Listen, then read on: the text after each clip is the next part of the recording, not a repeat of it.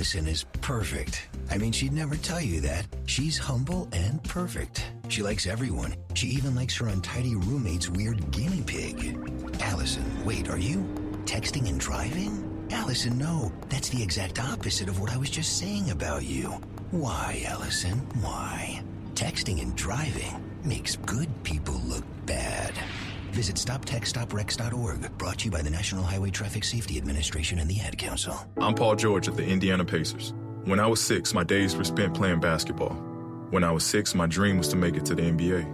When I was 6, my mom had a stroke. So I want you to learn to spot a stroke fast. F-A-S-T. F, face drooping. A, arm weakness. S, speech difficulty. T, time to call 911. I'm Paul George. Spot a stroke fast. Visit strokeassociation.org. Brought to you by the American Stroke Association and the Ad Council. And now, the moment you've all been waiting for. You are listening to 96.3 WGKC. Coming up next is the Phantasmic Journey podcast. Stay tuned. Phantasmic Journey podcast is brought to you by Tascam and Amazon Studios. For more than 30 years, Tascam has developed products for every segment of the sound and music industry. From the high-end audio professional in a major post-production studio to the novice of hobbyist at home, Tascam is everywhere. They are a company committed to providing their customers audio and video solutions that enable breakthroughs by using sound in ways that are exciting as they are accessible, even recording the voices of the dead. You asked for a non-scripted paranormal TV show. You begged for a non-staged paranormal TV show. You begged and you pleaded, and we have listened. We present to you Season 1 of The Paranormal Journey into the Unknown. It was released October 31st, 2017. In this series, we show you what it's like behind the scenes and conducting a real paranormal investigation. Join Gavin Kelly, Colin Purcell, and their special guests to seek out the existence of life after death by going to numerous haunted locations such as jails, hospitals, battlefields, and museums, collecting compelling evidence by means of video, photography, and EVPs. In this season, the crew investigates the St. Albans Sanatorium, Old South Pittsburgh Hospital, Jailhouse Pizza, and the famed Monroe House. And you can watch Season 1 of The Paranormal Journey into the Unknown on Amazon.com right now. Season 2 and 3 will be coming soon.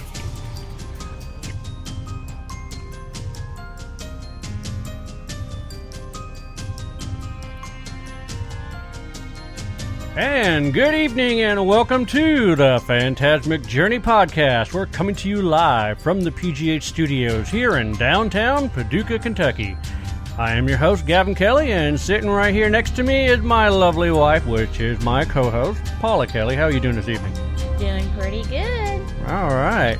Syndication brought to you in part by Live 365 and iHeartRadio. You can listen live via the web by going to http://streaming.live365.com/A0036. Of course, I know that sounds kind of weird and gibberish, but if you have an iPhone, you can just go to the App Store, search for the Live 365 app, install it, run it, and look for WGKC, today's hottest country. Same goes if you have an Android phone. Search in the Google Play Store for the Live 365 app, install it, and run it. Search for WGKC, today's hottest country. Now, I bet you're wondering why WGKC, today's hottest country. Well, to answer that question every Monday, Wednesday, and Friday from 8 a.m. until 5 p.m., I am, yes, the DJ for a country radio station. Pretty cool, huh? Well, let's not get too sidetracked. Tonight, we have an awesome guest. Here's a little bit about our guest tonight. She began her work in the paranormal when she attended Portland State University studying psychology. She took any and all classes that focused around the paranormal psychology. She had always loved the world of the unknown since she was a child, practicing seances at slumber parties and reading any haunted storybook she could get her grade school hands on. It wasn't until she attended college where she discovered there was a science to it. After graduating in psychology with a focus of human development and paranormal psychology, she went on to become a certified hypnotherapist.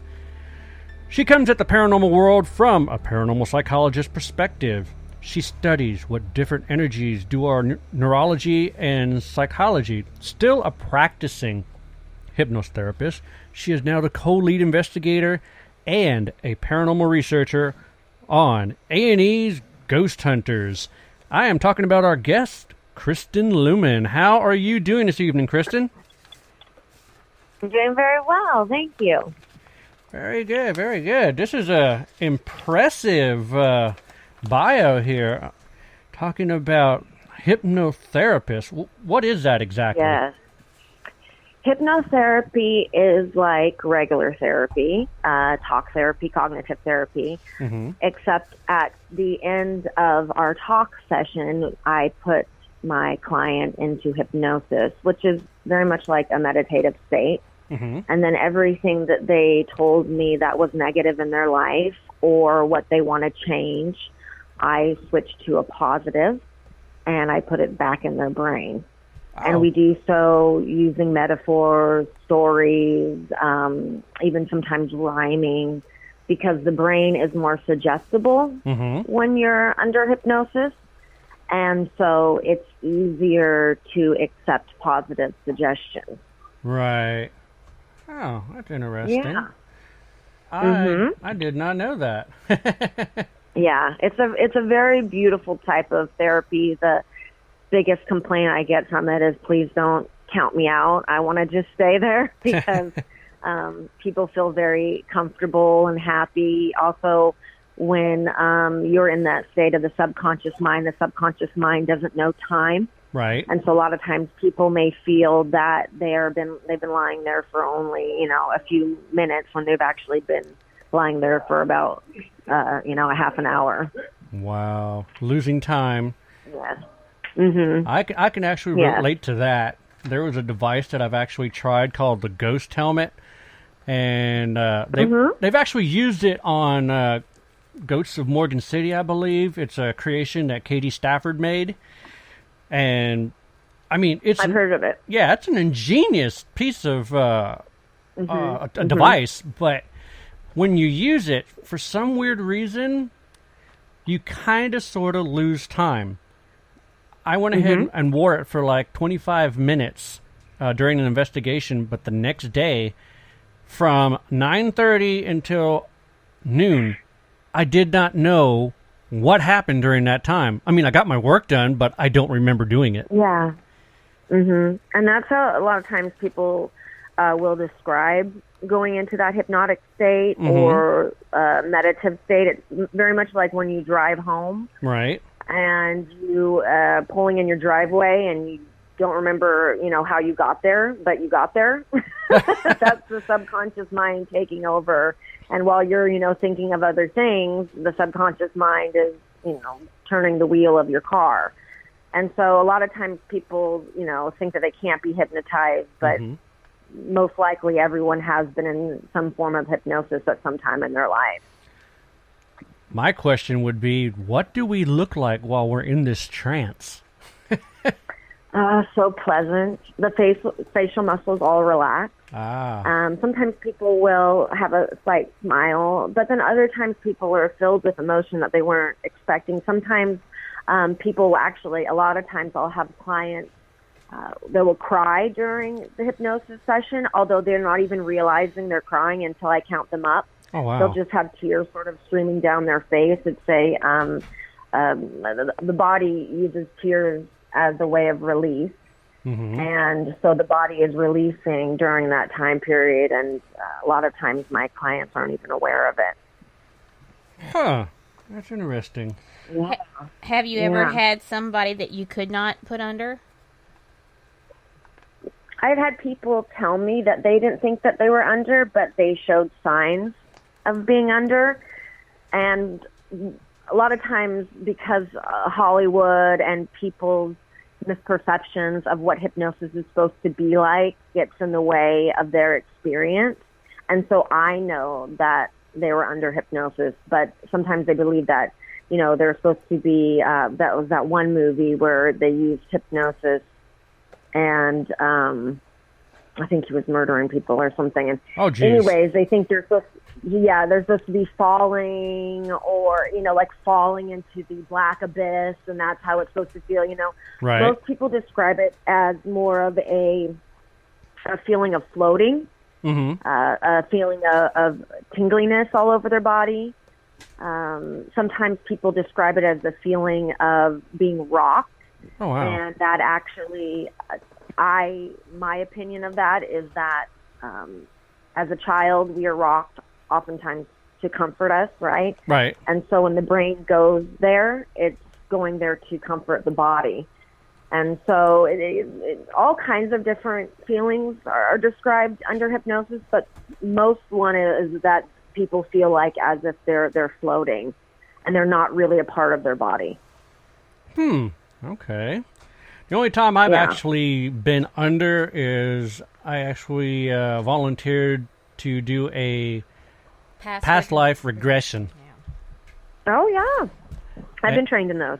Yeah, that's really crazy. I mean, I told her, I go, you can't hypnotize me, and next thing you know, I'm telling her that I died twice, and I could even go into strict detail of the cobblestones on the road. I'm telling her about the architecture, and that's amazing. And I've never even been to this place, and it's just really crazy. What a cool experience. Yeah, it was kind of weird. I mean, it is. But I've had a lot of people also tell me stories about when they experienced past life regression and they had some sort of sore in their neck, and when they discovered that they were hung in a past life, when they came out of hypnosis and continued on in their everyday life, that pain was gone. And that happens actually quite often, more than you would think, with people with ailments that they have no diagnosis for. Right. Sometimes people will try a past life regression because they heard it might help, and sometimes it really does. I've always thought that just straight up hypnotism is actually playing tricks on the brain, because so like if you got someone that's afraid of flying, and you can hypnotize them, and next thing you know, they'll be on a plane. They're not afraid anymore. Yeah. What's the trick in that? I have no idea. But here's something that would be kind of cool. Hypnotize someone to be totally blank, that they don't know nothing about this location, and send them on into a haunted location to see if they can communicate with somebody. That would be kind of cool. Yeah. We have talked about using what I know in my everyday career in some of the investigations. We haven't done it yet, but there may come a time when we use it. Yeah, I mean, that'd be pretty interesting. I've started thinking about that, and that was just now I started thinking about that from everything that you've been telling me, from paranormal psychology to hypnotherapy and all that. I was just like, wait a minute, that would be kind of cool to do something like that. Yeah, that would be. So the one thing. Thank you for the idea. Oh yeah, not a problem. We do it. We'll give you credit at the end of the show. Oh, okay. I got to hear that. Coming up with the idea. Yeah. Well, one thing I'm kind of, I don't know. It's really weird that it says that you were doing seances at slumber parties. And how old were you at that time? Grade school. I started the Ghost Club when I was 11. That was a lot of fun. And I was known, in our little group of girlfriends, that whenever we had slumber parties, we'd be doing like light as a feather, stiff as a board, or we would be holding hands around a circle with a candle and trying to speak to the other world. It was always a really fun thing for us to do, but I was definitely known for that. Well, how did you actually get into this? I mean, did you have an experience that spawned this, or was it just, I'm going to jump in head feet into this? Or I mean, what brought you to be interested in it? I think at a young age, I was always fascinated with magic, and I always loved ghost stories. And so to me, that was sort of bringing those ghost stories to life, or the way that I could dabble in magic. And it's really interesting because you brought up past life regression, that I was doing past life regression before I even knew what that was. Oh, wow. When I was a little girl, I would have one of the other little girls lie down, and I would massage her temples, and, you know, take her through clouds, and then have her tell me where she is. And we all thought it was a lot of fun. You know, sometimes the other little girls are like, do we have to do this again, Kristen? Can't we do something? Can't we call the boys or something? But it was just, even at that young age, I was just so fascinated with that world, and it was sort of, ghosts to me were a bit of magic. It was the most, I guess, the easiest magic that was tangible to me, because the ghosts possibly could be real. You know, as a child, they could be real, and so that was a way for me to be able to kind of play with the unknown, Gotcha. and know that it actually possibly exists. With hypnotherapy, would that sometimes tie in astral projection? Yes. Because you go into that meditative state, or sometimes people feel like they do it while they're sleeping, but also you have to go into that meditative state, that hypnotic state, to experience that. Yeah, it's weird. And so, it for sure ties in. Yeah, it's kind of crazy. You listen to people say, yeah, I'm floating above my body and I saw myself sleeping. I'm like, okay. And then they continue on saying, I just went on down the hall and started seeing people. I'm just like, how are you doing this? But they're saying something about you have this cord that you're attached to or something. Some people feel like they have a cord attached to them. Wow. That's interesting. What do you think? It's a whole other world, or world, should I say. Yeah. Oh, man. So, you wind up getting into to paranormal. What was your first case that you ever did? Oh, geez. That counts? Well, because I was dragging people out in high school to cemeteries and old buildings, but an actual case where I think I was trusted to investigate a home was definitely in school, when we were being in my parapsychology course, and that's when I actually also learned about the different tools, like the EMF detector and all of that, and investigations. And I became friends with, some of my classmates. And I would say that was probably like the first investigation into somebody's home where, I actually used tools for the first time. And that was my freshman year of college. Oh, okay. So say like we have a couple listeners and stuff, and they want to get into parapsychology. Where can you actually go to school for that? I've seen some places in London, but finding them in the United States is kind of like a dime a dozen. I mean, yeah, I was really lucky, and I'm pretty sure, I don't think they offer it at Portland State University anymore. And when I was on Ghost Mine, that was one of the biggest things that I was criticized for, that people thought I made it up. And unfortunately, the school wrote an article about me like 2 years after. And I was like, darn it, why didn't you write that? I had proof that I did take these parapsychology courses. I really don't know. You would have to just do, search around different colleges. I would think more so now than ever, because people are more into holistic approaches. Right. And so I think more so than ever, they have those types of courses that people can take. Portland, the motto is keep Portland weird. And so it makes sense to me that they might offer that class, those type of courses at Portland State University, but I went to Oregon State University first, and I transferred over, and they didn't offer anything like that. And you cannot graduate in parapsychology. You can only get your graduate in parapsychology, your own master's. And so I graduated in psychology and just took as many paranormal psychology courses or parapsychology courses that I could. Huh. And they actually, had a few. Some were near-death experience classes. Mm-hmm. Some were more studied the brain, like near-death experience courses.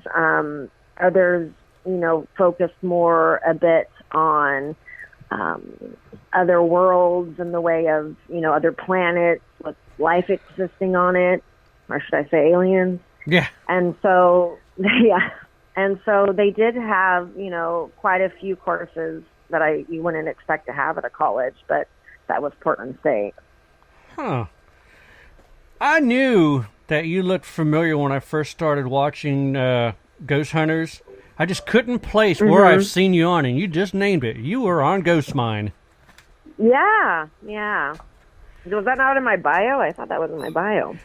Yeah, it's on the second page. I went ahead and I you kind of didn't get that far. Yeah, I stopped it on the A&E Ghost Hunters. So you wind up starting off being a hypnotherapist and parapsychology. How in the world did you go toward the world of being on TV, on paranormal TV shows? Well, because I actually I moved to California, and I did have friends still back in Portland, and the people in Portland still knew I was interested in this kind of stuff. And Patrick Doyle, who was my, co-investigator in Ghost Mine, they came to him about Ghost Mine, and he recommended me. Oh, okay. And he knew I was already in LA.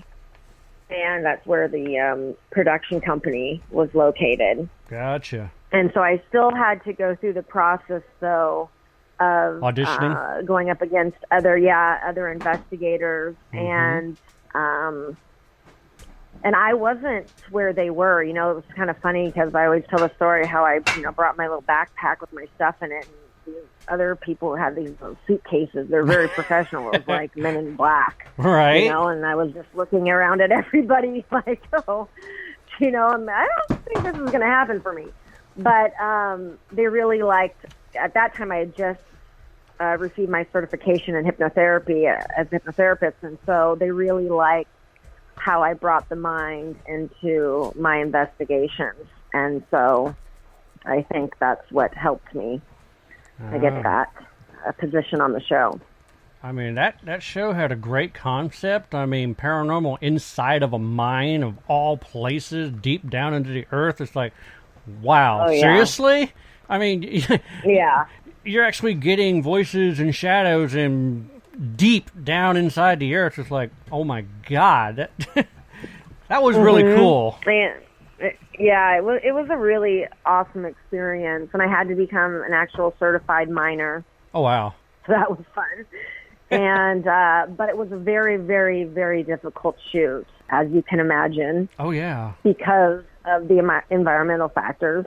And that's what I was actually mostly afraid of, because that mine hadn't been open for 100 years, and the wood, or they would call planks, holding up the rock, you could put your finger through. I mean, that's how damaged it was, how much water damage it had. And so while we were doing our investigation, we have a camera guy in there and a sound guy, and I'm trying to focus on the investigation, but I'm also out of the corner of my eye being like, do not lean up against that wood.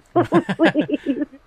Please do not lean against the wood. So there were a lot of environmental factors, and there was, a blizzard once. It was crazy. We went into the mine and it was sunny. We came out and everything's covered in snow. Oh, jeez. There was there was a forest fire going on, and someone had the bright idea to drive through it, and that was a bit frightening.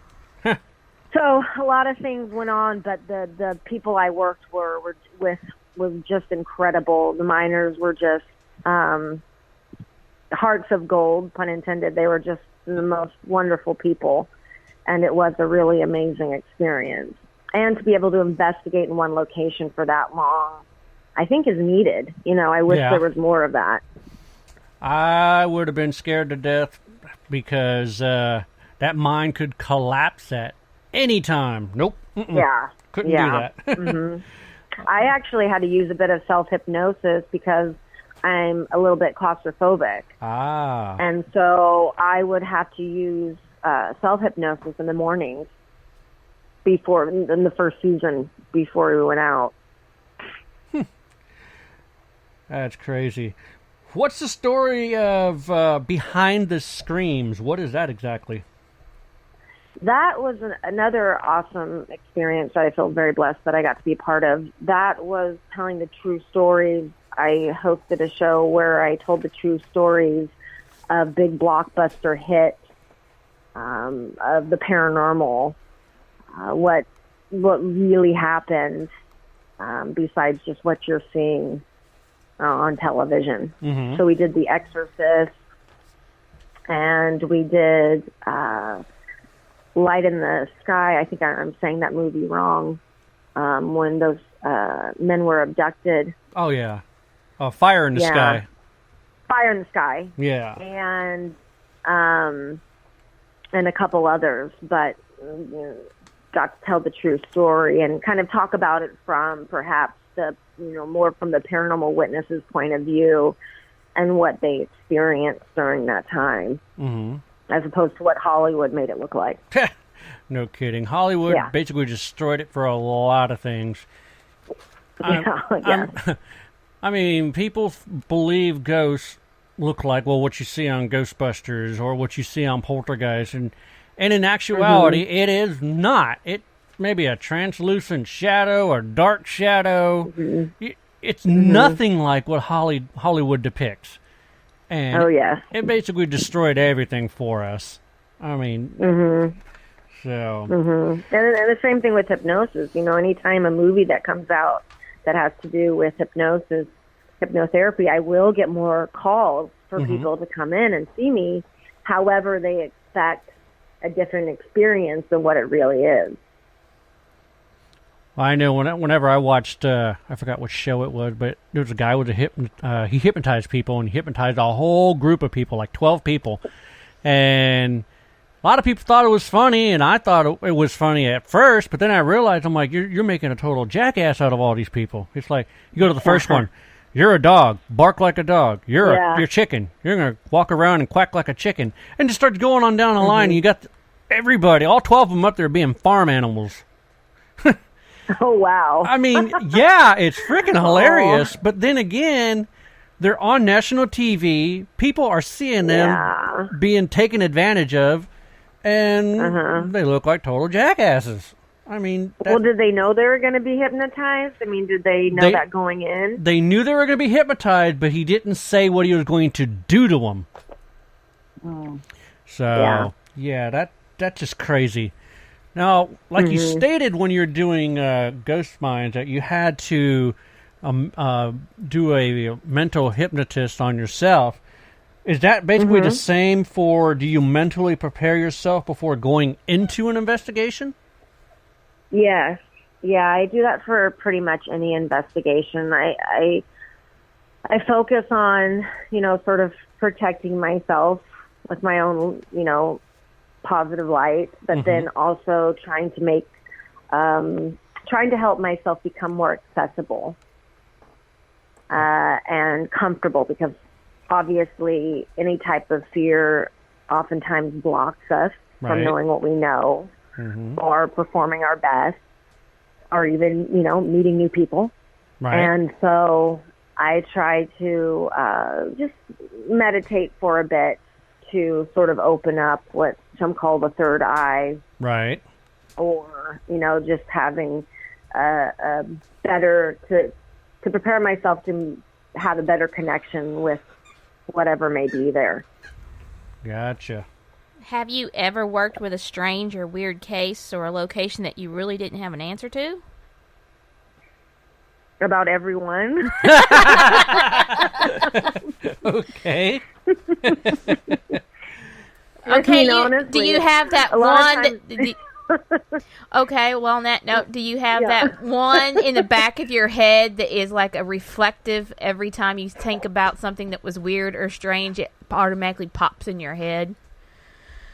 Well, even, on Ghost Mine, we never really got to discover what was going on there. And we didn't get enough, time, even though we were there for so long. I mean, in every investigation, I feel more questions pop up than answers. We discover that it was residual or intelligent. That's the question we try to answer. We try to find out whomever is there, why they're there. But as you both know, I had a question once, saying I wish somebody would ask, one of these teams would ask, deeper questions about the afterlife. Mm-hmm. And, because why the heck are we there if we're not also trying to find that out? But, Right.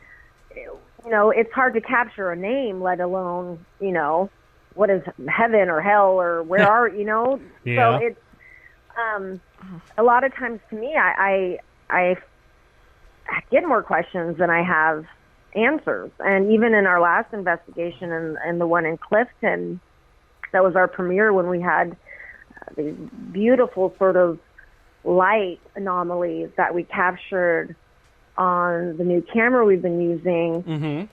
It was amazing, but yet it was, okay, is there more than one? Is there two? Because I'm seeing more than, is this something manifesting? Is this how it manifests? Are we supposed to see something more? Is it right place, right time? I mean, so many questions, I think, pop up more than you receive answers. Yeah, especially having to investigate an entire town. Mm-hmm. Yeah. That was crazy. Yes. And it was, I mean, even in that, you try to see if there's any connection from one building to the other. Mm-hmm. And see if the hauntings are similar. With this new camera, we caught a lot, this EMCCD camera, we caught a lot of evidence. Mm-hmm. But I don't really want to give too much away, but the evidence is all different. Oh, so I know. Yeah. That's all I'm going to say about that. But again, then that creates more questions. Yeah, yeah. Why? Why are we capturing these different things, but nothing is similar? Mm-hmm. Mm-hmm. And so that's again why we do this, to try to find these answers. Right. And keep researching and see really if there's any pattern or similarities within investigations. Right.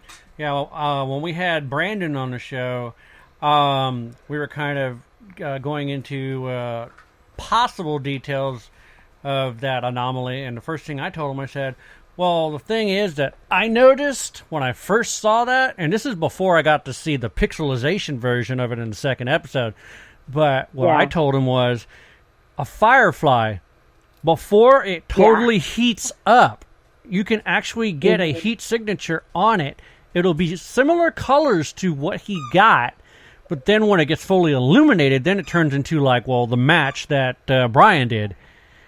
And he said, that is a good theory, but the thing is, they also had that other camera that didn't see a firefly or a bug or anything. Yeah. So that kind of threw that out the window. But the way to dig into it and actually come up with that idea like I did, he was like, yeah, that's pretty much very possible. But it wasn't. Yeah. And that's what a lot of people thought, too. And also, unfortunately, they didn't keep it in the show, but Rochelle and I went in there right after, and in that investigation, the boys, unfortunately, were somewhat criticized because it looks like on television that they captured this amazing piece of evidence and then just bolt. But the reality of it is that Rochelle and I, that was supposed to be our investigation. And we were going into the brothel, and Brandon had just started using that camera, and so he was making sure that it was set up properly, because it was the first time we were not in that location. It was the first time we were using it, but that was the first time for Rochelle and I to really use it without him. And he was setting it up and then started seeing all this amazing stuff. And so Rochelle and I were like, let us in there. We're supposed to be in there right now. And so we actually, they knew that they were going to be able to hand off the torch to us. And we went in there and experienced the same thing. But I actually tried to interact with it. And when I would walk to the doorway or walk through the doorway, these anomaly would disappear, and within about 10 seconds of me leaving they come back that space, it would reappear again. Yeah. So, and I know that there's only so much they can put into a show with commercials when we're there for a good couple weeks. But I was just so disappointed that wasn't seen, because I think it's so important for people to see that there was interaction in some form. And like I said, we're always trying to answer that question: is it residual or intelligent? And it seemed to be aware of my presence, because it would leave when I would go through that doorway and then come back again once I would leave. Yeah, that was one thing I was going to ask Brandon, and we wound up going on to a different subject, but that is a good question that I wanted to ask, is if you're using that camera and it's picking up certain types of it's seeing photons, how would that actually pick up something that is actually residual? Good question. We're still, and that's the thing, we're still trying to understand that camera as well, and how it picks up photonic events and what type of photonic events that it's picking up. And so, again, that was another thing of what are we capturing here? And it does somewhat look like, when you're able to watch all of that footage, because there is more than one anomaly swirling around, and so it can almost appear like something maybe trying to manifest and coming together. Right. But then also it could possibly be something singular, and we're dealing with more than one entity or whatever we were experiencing that evening. And the camera was in that room for a while without capturing anything. Right. Yeah, I was told that too.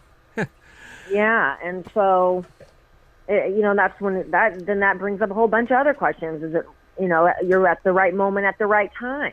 Right. A certain time at night, or the environmental conditions are where they're supposed to be, in the way of the atmosphere and the moon, and this stuff all starts popping up in your head, and there's just and so when you ask that question, did you ever have investigation where you didn't have answers to?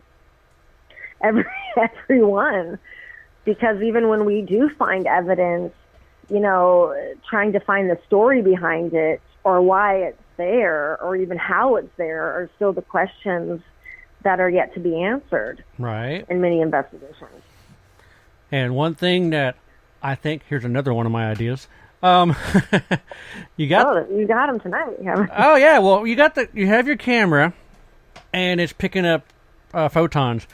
What about adding the Eddy data logger to the mix too, so that way you can see if there is a pressure drop, temperature spike while that photon is being picked up. I don't know if that photon would cause a disturbance in this type of field for temperature or anything, but that would be something to actually try out and see.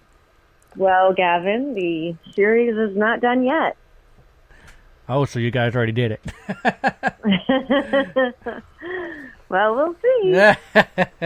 Well, I certainly can relate to an incident that you had in one of the episodes.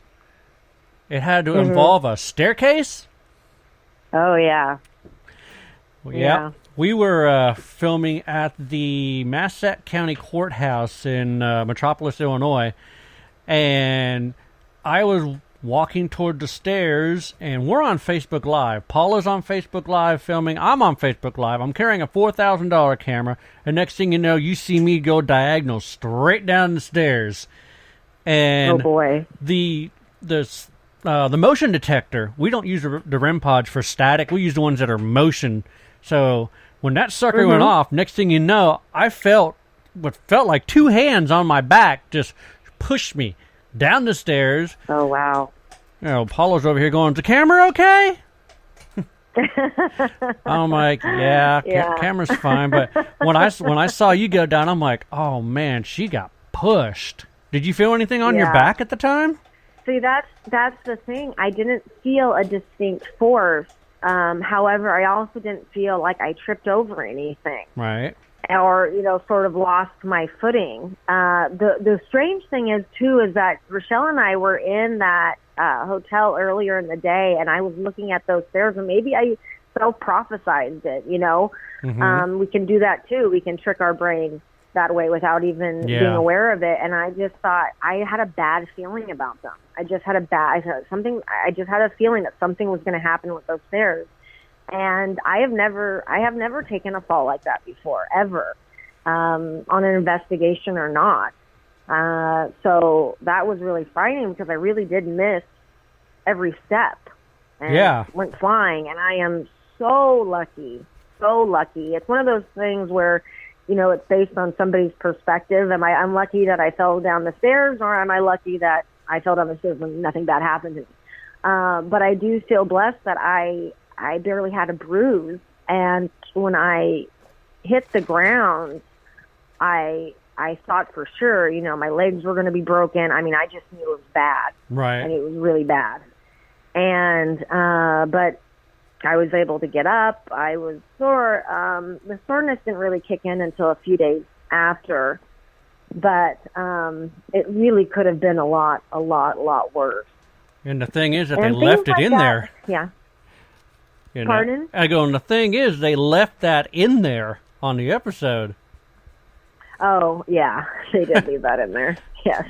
I'm like, wow. Because, that was something, because things like that, just odd things were happening on the investigation that don't normally happen on investigations, where people were just getting randomly injured. Right. And it just seemed like a lot of stuff like that we hadn't experienced before on one investigation. So then, your brain starts wondering, is there something to this curse? Right. And I'm the last person to really give that any credit. However, it was just strange that each person had their own thing happen to them during that investigation. Exactly. And that kind of brings me to, have you ever experienced anything that has terrified you? I would assume falling down the stairs would be one of them. Yeah, that was very frightening. I'm trying to think if there was ever a time where I felt truly threatened. It was very uncomfortable in the mine. Mm-hmm. But that had to do with a lot of also environmental factors. Yes. That you're deep in the earth, and if you have to get out of there fast, you have a long way to run. Yes. And, unstable ground and ceiling, really. Hard to breathe, too. Yeah. I think there would be times where I possibly would feel more threatened, but my brain automatically goes to logical and rational. And so I actually think in some ways that hinders me on investigations, where one of the other team members will experience something that I actually had experienced before but haven't voiced it, because, I thought it's my peripheral vision. I'm just seeing it out of the corner of my eye, but then there's theories of out of the peripheral vision. That's when you can really see things, but my mind goes to the scientific answer of that's how our brain keeps us safe. And so oftentimes can take, a random pattern and turn it into something that is familiar or human form to protect us from any threat so we can get out of there faster. And so I've never had an experience where I think I felt truly, truly afraid. Okay. On an investigation. I know when our time in Clifton, when we had the issue with the tire, that was very frightening for me because I wasn't sure if we were being targeted. And you have one on the right side of us is a big open field. On the left side of us are just rocky cliffs. And so we were kind of like sitting ducks out there. Oh, yeah. And,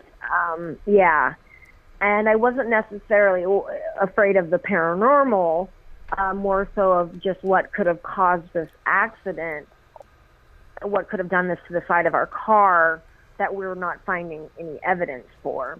Yeah, I had a talk with Brian and Brandon, and I said, from what it looked like to me, you guys were shot at with a pellet gun. It was one of those pointed pellets. So basically, it will actually hit the vehicle and bounce off. It'll create that little crater, but when it actually hits a tire, it'll puncture it and still pop off. I know it was dark at the time. You guys wouldn't have been able to see the pellets, but that's what I believe happened. And then plus also, it was at close range for those 3 shots. I mean, you had 2 shots in the vehicle and 1 in the tire. But why would someone be doing that? Yeah. And the thing is, too, and I want to start off by saying the people of Clifton were very kind. They even made us honorary Chamber of Commerce members, and they were just very kind people because I know that some people felt like the town wasn't represented in a positive light. And I want to say right off the bat that the people were very kind and welcoming to us. There was only a couple that it was obvious they didn't want us to be there or that they had perhaps mental issues. And so that's where we had our difficulties. And then we were also somewhat criticized for coming back with, policemen or feeling like we needed security. But if there's any possible chance that was targeted, you don't want to take that chance. You'd rather be safe than sorry. And so after having that experience, it just felt more comfortable because, like I said, if there's even the slightest possibility that someone was out to harm us, you don't want to play around with that and just hope that wasn't the case. No, yeah, I know. Daryl was actually told that there was, I guess it was one of their, either the producer or their sound guy. He said that there was a guy that was walking around with a red-billed ball cap. So when you guys were investigating the town, where did everybody go? I mean, did they all go to a hotel, or were they still there in the town? It was very, very late at night. And the main street, I believe it does have, I think there is not a hotel. I don't even know if it's really apartments, but there is a place where people live. However, everyone knew that we were filming a show, and I'm not quite sure how production handled that in the way of making sure that people weren't out and about. Right. It was very late, and for the most part, we weren't interrupted or, messed with, which you would think that we could have been or would have been. However, we weren't, which also, again, gives credit to the town of them being respectful. Right. Most everyone was respectful of what we were there doing. Yeah, it was amazing when you had the town hall meeting and you started asking about, hey, who had a paranormal experience? And all hands went up. I'm just like, oh, boy, this is going to be a fun one. I know. Yeah, we were all like, oh, okay, now this is going to be an interesting case. Oh, yeah. So what do you do to communicate with the spirits? A lot of my techniques I learned in therapy. And really just trying to make myself available, and whomever I'm trying to connect with, make them comfortable. Oftentimes I'll talk a little bit about myself. I think just like in life, you feel more comfortable opening up to someone that you feel familiar with, or you may have something in common with. And so I go about it in the same way that I go about it with my clients, is trying to make whomever is there comfortable and therefore willing to talk with me. And so I use a lot of my therapy skills in trying to make a connection. It makes sense. I mean, you go into a place and you're what I would do. I mean, it's basically the same thing what you said, but what we do is when we go into an investigation and we think that someone's there, we'll actually talk to them like I'm talking to Paula or I'm talking to you. We're just gonna have a conversation, and if they feel comfortable, then they'll jump on in too. I mean, we're not going to go in there and with the questions like, do you know you're dead? When did you die? How did you die? You don't ask all those questions. You just talk to them like a regular person. Yeah, we never do. Well, and that's something that I learned early on and agree with, because we don't know if whoever we're talking with knows that they're dead. Right. And so to come in there and say, how did you die? I just don't think is very respectful. Exactly. And so we don't mention that when we're asking questions. If somebody died a horrific death, we will say something on the lines of, I know that traumatic events happened here. Do you know what I'm speaking of? Things like that. But we never bring up we try not to ever bring up the actual death unless the session sort of leads us to that. Yeah, you don't want to bring up a tragedy that they went through and bring it up again and again and again. They don't want to really, live through that again, so to speak. Yeah. So we try to be respectful. Yeah, on that notion, can you dispel the actual notion that all spirits are evil? I think that how you are in life is oftentimes how you're going to be in death.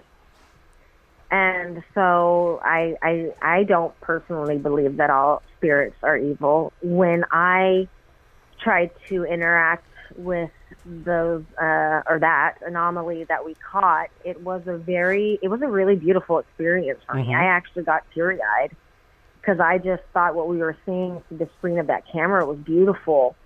And when I went into that room and into that doorway, I just had this overwhelming feeling of, I don't want to say goodness, because I don't know necessarily if it was all positive, but it was just more of an awing experience that I was possibly connecting with something that we didn't understand, but at that time I didn't feel like it was threatening or meant me any harm. And I felt really good in that moment. I actually couldn't stop smiling. Oh. And so, yeah, I was really happy. And also to be able to, as you know, we go on these investigations and sometimes we'll hear a disembodied voice. And so you do think that something's in the room with you. However, you can't visually see it, so you don't know if it's still there, a moment later. Or you see something, but it's very quick. So again, while you're conducting an EVP session, you don't know exactly for sure if something is in there with you. And at that moment, I knew that something was there with me. And that was one of the only times, I think, in an investigation that I knew for sure that something that I couldn't explain was there, as opposed to hearing a disembodied voice but then not knowing if they're still there, or getting evidence on a data logger, but, still the logical and rational brain is saying, okay, well, the questions we're asking, we seem to be getting intelligent responses, but yet I am not seeing anything. And so perhaps this is something that we're just picking up that has natural answers for. But, that was a time where I really felt like I knew for sure that a presence was there with me, and it was a good feeling. as opposed to a bad one or a scary one. But I think and just like in life, it's all based on people's perception. Right. The world of what we create it to be, how you perceive it, is your reality. So, what can you tell people who are afraid of the supernatural and the paranormal? That you wouldn't, necessarily maybe after you after you let go of the shock of perhaps seeing your grandma or your grandpa when they've passed away, that's your grandma or your grandpa. That's not scary. Right. And so our minds are automatically afraid of the unknown because it's the unknown, and we have to protect ourselves. So they oftentimes go to that fearful place, and we don't have answers for it yet. That's what we're out there doing, trying to find answers. But I would say that that spirits are people and just in another form. Right. And once you can get over the initial shock of it and see it that way, you're not going to be afraid of walking down the street and seeing somebody walk by you. You expect that. The fear comes from the place of the uncertainty of it, or why is this happening, I think a lot of the times. And once we accept that entities or spirits or are people, somebody's mother, somebody's daughter, grandma, grandpa, we start to give them, make them more familiar, and see whatever we're experiencing as a person, as opposed to this scary thing that Hollywood has created and put in our brains. Right. Here comes Hollywood again. Right. Well, with that notion of bringing up the whole Hollywood concept, how do you feel about today, about people being more open to the paranormal compared to our grandparents' days? And, how everything was hush-hush behind closet doors and everything. If you were a person that, associated with the spirits, or you say you saw a ghost or whatever. People think you're nuts. Yeah, people thought you were nuts, back in the night, prior to being more open in the past 20 years. 30, 40. I think it's wonderful. I think that's a question that everybody wants to know, what happens to us. And so as people become more comfortable with that, perhaps we can find better answers, or answers in general. And so I think it's a wonderful thing. And I think ghost hunters really paved the way with that. Right. When they started their show, so many years ago, they made it comfortable to be able to talk about that kind of stuff, because almost every other person you talk to has had some sort of experience and didn't feel comfortable sharing it because they were afraid that people would think they were nuts, or that they were liars. And so when people started feeling more comfortable being able to share their experience, then it inspired other people to share their experiences. And the more we talk about it, I think the better we're going to come to answers and finding out what happened. And, even Grant on his show, What the Fetch, talks about how they were conducting an EVP session and they were just talking amongst themselves, and we're talking about how spirits were just energy, and he got an EVP that said, we're not just energy. And so, so this is the kind of profound stuff that, we're trying to discover.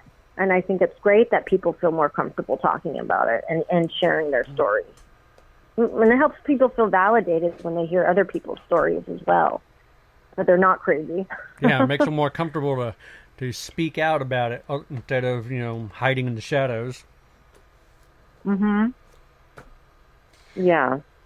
So when you do go into investigations, have you ever been to a location that it made you have your equilibrium off? Like, the whole location just messed with your mind so badly that you had to leave the building. It might cause you to have heaviness in your chest, upset stomach, all the nausea, the whole concept of what the building can, or the spirits, or the building itself can do to somebody. Have you ever had that experience where you've had to leave the building? I'm trying to think of an experience where I know there were times where I felt happy to leave. It was one of those when you walked out the door, you took a nice big breath of fresh air and you felt lighter. However, I don't know if there's ever been, I've been on an investigation where I was like, I have to get out of here. I have to get out of here. I know that, and it's escaping my brain and it's on the tip of my tongue. There was one location that we went to in our last season, and like I said, it's just on the tip of my tongue, but I'm not getting the name. That used to be was used as a hospital and somewhat used as a mental asylum. Yep, I know which one that is. And yeah, and that one felt very uncomfortable. There was a lot of heaviness. There was just this uncomfortable feeling. But then, my brain also goes to, well, it's really hot outside and all the heat is now trapped in this building. Mm-hmm. And how your body is reacting to that.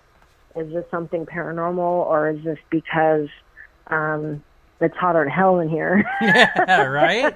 Especially up in that attic. I just want to get in some cool air. Especially up in the attic where they had the asylum. Mm-hmm, yes. Yeah, that's hotter than heck up there. That's a place that we want to go to. Yeah. Haven't had a chance to get there. Mm-hmm. It's really fascinating. Oh, yeah. It has a lot of great history and, and there definitely is a feeling about the place. Yeah, yeah. That's not necessarily, in my experience, other people have, their own experiences, but there definitely was a feeling of a bit of discomfort. Yeah.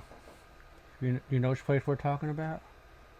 Madison. Oh, okay, so you do know. It's the one that Adam Kimmel owns. Yeah, I know. Yeah. Oh, man. Oh, what's the name? Madison Seminary. Say it out. Madison Seminary. Madison, yes. Madison. Okay. Yep. That's what I was to my tongue. Madison Seminary. Yes. Yeah, right away when you started mentioning that, I'm like, yep, because Daryl talked about Madison, and Brandon talked about Madison, and Brian talked about Madison. I'm like, that's one that we need to go to. Yeah, that's interesting because I didn't know that they, I know we all felt uncomfortable in that place, but I didn't know that was the place that they, when they're asked these type of questions, that they refer back to. Yeah, a lot of people are, they're not, I'm not trying to say it's bad or anything, but everyone that has gone to Madison Seminary has actually come home with some compelling evidence. Just strange stuff. I talked to one person that actually saw the wheelchair move by itself on the infrared camera.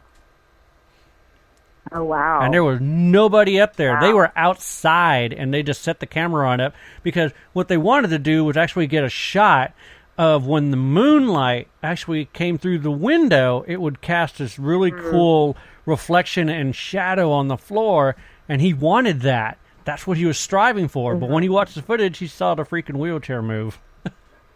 Wow. Yeah, I know Daryl has had a lot of experiences there as well because he's been there a few times. But that was one of the cases where when I walked out, I was happy to be out of the building. Thank God I'm out of this building. Yeah. Oh, man. But this year season, you guys went to a lot of places.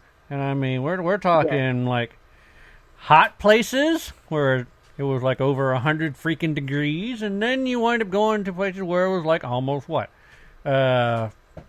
15 degrees, maybe 10 degrees in Alaska. Yeah, a lot of. Well, we teased around too that we're gonna end up going to Alaska, and as a joke during the wintertime, and it ended up becoming a truth. And somehow we ended up in the hottest places in the summer and the coldest places in the winter. That's backwards. Hopefully, it is. Yes, I know that. Hopefully, that won't be happening again. Well, I know you guys went to that fort. That was, I think, the last episode I watched. Fort Stanton. Yeah, that building actually kind of resembles the Alamo. The church does. I haven't been to the Alamo. Ah. So, yeah. I've only seen pictures, but I know what you're talking about. Yeah, it actually does sort of resemble We've seen it from the road. Yeah, we saw it from the road when we were filming in. Oh my gosh, we were down there filming with a team, and to get San Antonio. And in order for us to get to the Alamo, we would have to park 8 blocks away and walk to it. I was like, I'm good. We'll drive by it real slow. You roll the window down, take a picture of it, say, hey, we're here, and let's go. I can see it just fine from here, yes. Well, that's the same as... And actually, now that we're talking about it, back to that question, at Fort Stanton, and this wasn't, didn't make it on the show either, that was a time that I was pretty frightened. Rochelle and I were in the hospital, and we heard what sounded like footsteps coming towards us, but then the footsteps sort of took on the sound of being on 4 legs. And there are stories of this sort of half man, half dog creature being seen. That is the type of stuff that does frighten me. Right. Because that does take away the personification, of a human. And so that would be otherworldly to me. And that is something that it does scare me. I didn't leave.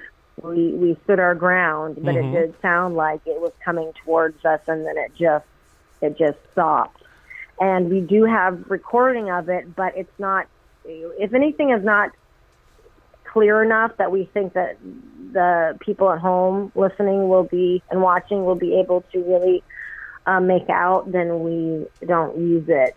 And so it didn't make the cut, really. Right. However, that was a pretty frightening experience.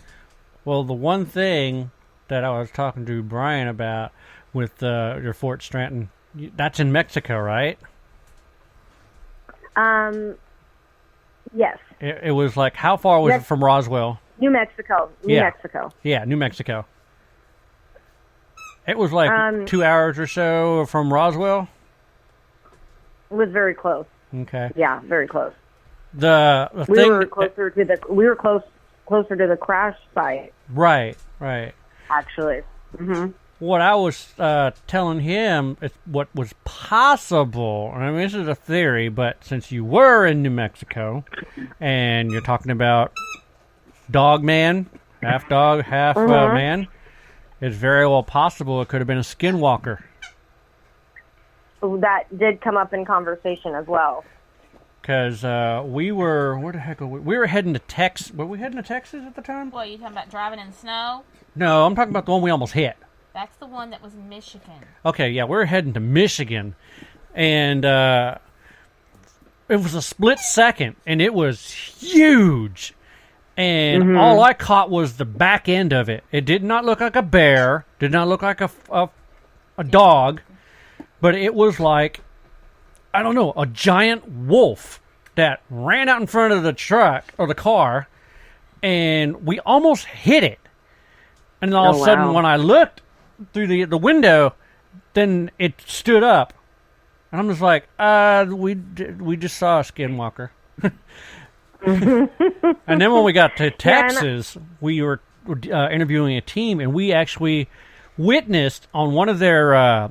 They wasn't too sure what they had. Yeah, they didn't. I had to tell them what it was. They got footage on a FLIR, and what it looked like to them, they thought it was a deer. But then when I watched it, and I go, you do see that these 2 arms come down, and then it kind of arches its back. I go, you actually got yourself a skinwalker on thermal. and they looked at it again, and they're like, "Oh my God!" And yeah, that's pretty incredible. You can see awesome. It's just a weird body formation. And then they actually got at the Psycho Asylum in the shipping area in San Antonio. They have a picture. I'm not even sure how they took the picture, but it shows something that's trying to go back into a man form. Oh, wow. You can see the legs are kind of... It looked like a werewolf almost. You can see the legs were bent like a werewolf. You can see the shoulder blade popping out of the back of their back. And you can see their arm. And you can see the other leg turning into a human leg. That picture was crazy. Yeah, that was taken off of a security camera. It was a security camera. There you go. You don't have that by any chance, do you? Yeah, it's actually going to be in our episode of Season 2 of Truth or Legends in Your Hometown. No. Oh, really? It's Season 1. I'm sorry. Yeah, Season 1. It's the show that we've been filming. We finished it up last year in November. So we basically have 28 teams in 20 states, but what we did for the first season is we got 6 teams in 6 states. And each team has 4 to 3 locations that they investigate, and then we come out and they share with us their evidence of what they captured, and then they can look at the case file and deliberate amongst themselves and come up with the decision that, A, this place is truly haunted. They can stamp the case closed as it's true, or they can stamp the case closed as a legend. And we had 3 locations in San Antonio, and 2 of them, the Comanche Hill Lookout Tower, is where they got the Skinwalker on FLIR, and also in San Antonio, they got the picture on the security camera from the Psycho Asylum. So yeah. Oh wow. Yeah. So there is availability for me to eventually see it. Oh yeah. It'll definitely be on there. Well, we'll keep in touch about that. Oh yeah, we're hopefully trying to shoot for the release of it October 3rd. Season 1 will come out, and we're kind of in a toss up of where it's going to go. We have 2 places where it might go, and just say we might be neighbors. Okay. Oh, fun. Yeah. So that's exciting. Oh yeah. I mean, the concept is just awesome, and all the places that we're going to, the teams that we're meeting, we're showing how para-unity actually does exist. Teams can work together, and we're learning different methodologies. Yeah, now that's the most paranormal. Yeah. Paranormal teams that can actually like each other and support each other. Oh, I know, right? Well, besides that, also how the teams actually work together, because, there are some teammates that kind of get pissed off with people on their teams. They kind of tolerate them, but they have to work with them, and sometimes they're at each other's throats, and, we get to see all that. But lucky for us, everybody was cool as a cucumber. Oh, that's wonderful. That's great when you can have that. Oh, yeah. So, I'm going to go ahead and let you have the floor here so you can let our listeners know where they can find you. Website, if you're going to be at any events. I know a lot of events have been freaking either postponed or they just straight up and canceled due to the coronavirus pandemic. But go ahead. So I don't have any on the books right now of exact dates of any events that I'm going to be at for exact dates right now. So I don't have anything to talk about with that. However, I am on Ghost Hunters at 9 p.m. Eastern Standard Time on A&E every Wednesday night. And we just have an amazing team. Pretty awesome that people from all over America, each one of us coming from different places, we're able to come together and make this team happen. And we really do like each other and work well together. And it's really awesome that every team member comes with their own skill set and brings that to each investigation. That's what I really love. And it's a really amazing thing to be a part of. And the evidence that we've captured thus far, to me, is mind-blowing. I was much more of a skeptic before I joined this team. Mm-hmm. And it's just really exciting to be able to share with others through the show. That's true. That's true. Yeah. Yeah. So you're not going to be going to Gettysburg with the rest of the crew? I'm not sure about that yet. That's still undecided. Oh, well, if you go, we'll be there. Oh, great. We have cool. a booth there. Yep. Oh, awesome. Yeah. I may be. We'll see. It's a long way off. It's July. Yeah. I mean, hopefully Yeah, things will start clearing up by then, but, who knows? I mean, for us, we had to go ahead and reschedule 4 teams for season 2 because, well, we can't leave the state. They won't let us out of the state. And we got to go to, let's see, we have, what places are we going to? We have Indiana, Michigan, North Carolina, Oklahoma, and of course two of them were the Kentucky locations. Yeah, but we got one of the Kentucky locations done. Yeah, we just have to get the other Kentucky location done. But yeah, this show takes us all over, just like you guys. We're going so many states and different places. I mean, we're going to be going to Florida. We're going to be going to... That's season 3. We're going to have to season completely 3. reschedule for next year. There is no way. Between all this is going on, plus everything's up in the air, we can't even set a schedule. I know. Yeah, I know. The sad thing is... It's frustrating right now with that. Yeah, if we didn't have any of this stuff, we were supposed to be shooting season 2 and 3 this year. We were going to knock out 12 teams this year, because next year we're slated to be working with new producers, 2 executive producers for a network TV show that we're bringing our first show to them. We have the Paranormal Journey into the Unknown, which is on Amazon right now. So we are going to put that with them, and we've got to go ahead and start filming for that next year. So I don't know what we're going to do now since all this has happened. It's been frustrating for pretty much everyone. Oh, yeah. I'm trying to figure out schedules and how everything is changing and how everything's going to fit back together. So I feel you on that one. It's going to be a mess. Yes.